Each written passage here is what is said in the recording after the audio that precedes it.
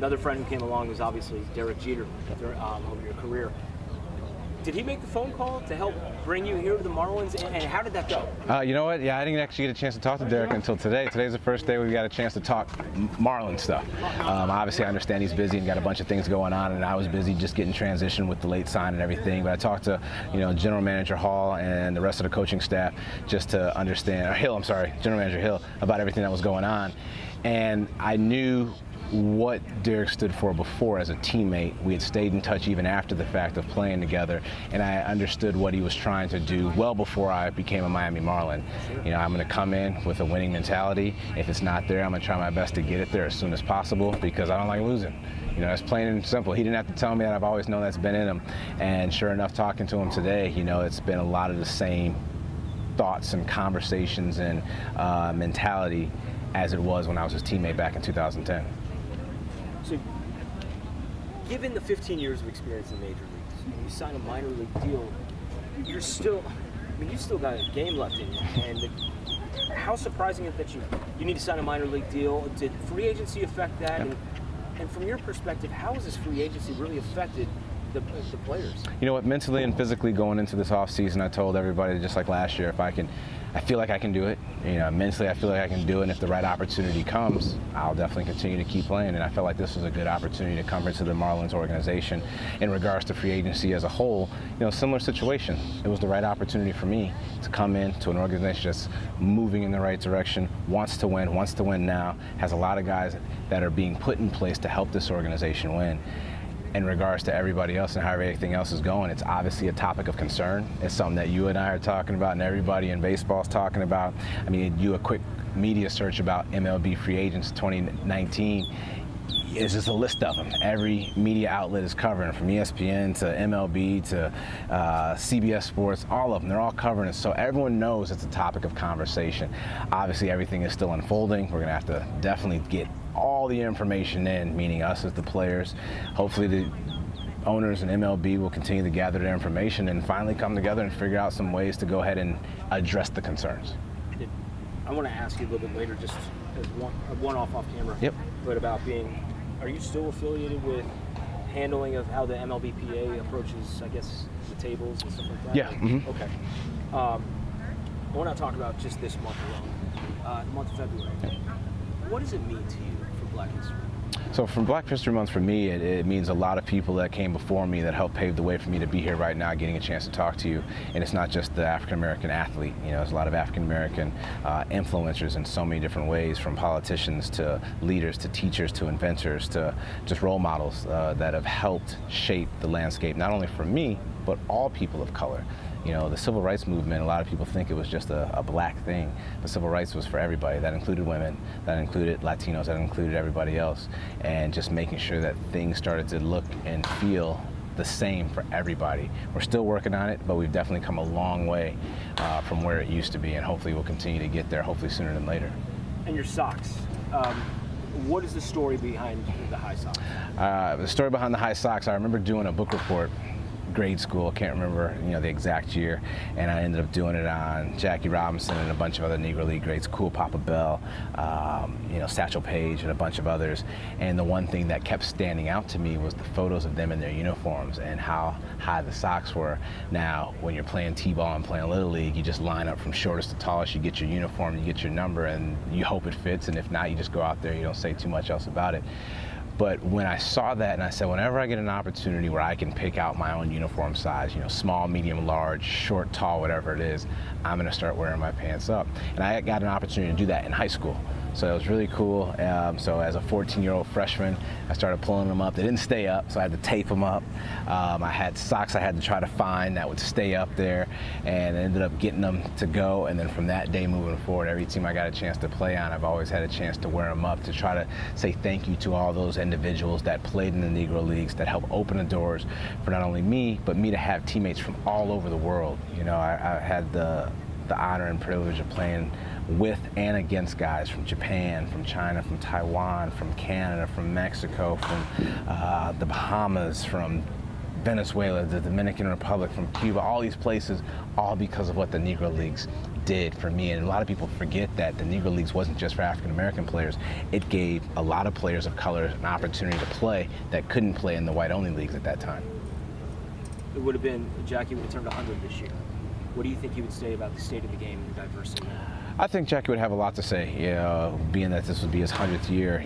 It's definitely come a long way from when he broke the color barrier back, what was that, 1947, 5? I think you're about right. 40-something? 47, I think it was. To where we are right now, 2019, we're in another century. And he would be excited about the number of faces watching, the number of people playing, but also at the same time, he would be like, yeah, there's still work to be done. There's a lot of things that we have to continue to do. We just have to make sure that the game is made available for everybody.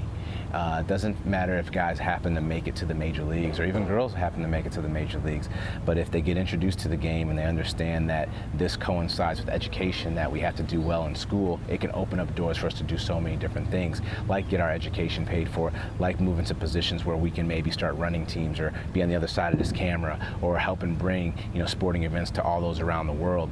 But it has to be introduced and it has to be made available to everybody of all color, of all ages, of all skill sets throughout the world. Was it noticeable to you that the Marlins are the only team in Major League Baseball to have a biracial owner, CEO, and a team president who's black? It's not necessarily something that I went and looked up, but at the same time, it's something that does become a topic of conversation where you look at, there's only a select few teams that have diversity at the top, and this is one of them, from an owner, from a general manager standpoint, and all these different things. And you start looking and go, wow, this game has been played for a very, very long time. And obviously you want to make sure the right people are in the right position that can hopefully help the team succeed in the best way possible. But you have to assume there have to be some individuals that could possibly fit that bill that haven't had an opportunity to do so. So hopefully, things will get an opportunity to go that way. You don't want just things handed to you. You want it to be earned. And I do feel there are some people that have been had the ability to go ahead and earn some of those positions. Hopefully some of those doors will continue to keep opening up for them. You talk about the people who have laid the foundation before you, and then I look at you coming in as a veteran. You see Lewis Brinson, you see Monty Harrison.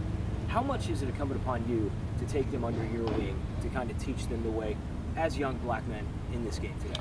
It's crazy because no matter what you want to do, my responsibility coming here to this organization is to talk to guys, to be there, to be approachable for guys such as Lewis, such as Monte, such as everybody else in this organization. Not just the kids of color, not just the Latin kids, not the minorities, but everybody.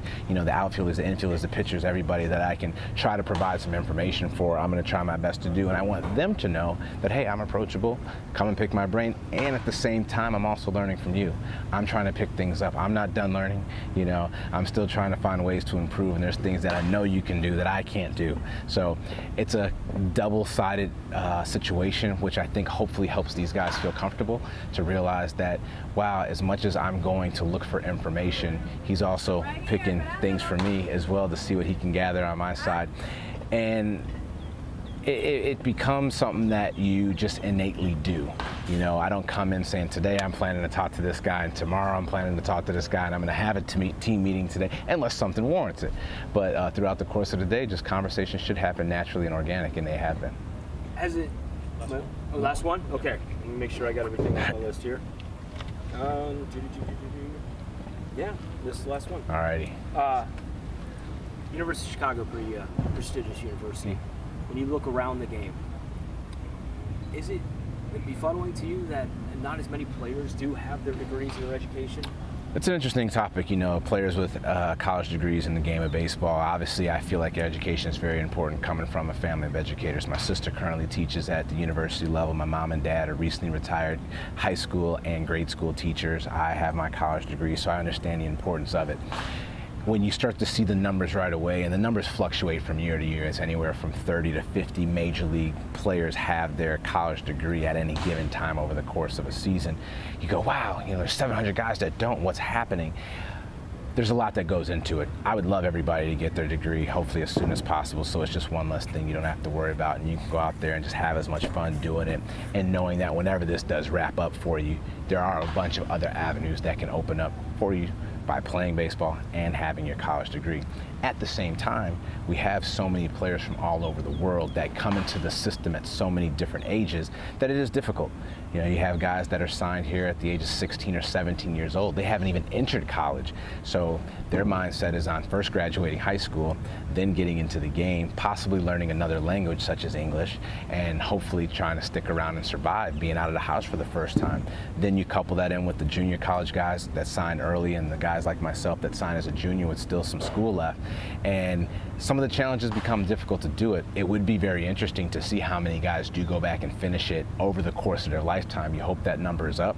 And if not, you know, one of the things I have seen over the course of my career is a number of guys that have asked me questions about it. Hey, how did you go about getting your college degree? I'm thinking about doing this. You know, I've been asking questions. What are some of the next steps I should do? And as things continue to move forward and more classes are made available online, hopefully it just becomes more available. Not necessarily easier, but just more available and more accessible for guys that do want to get their degrees before it's all said and done.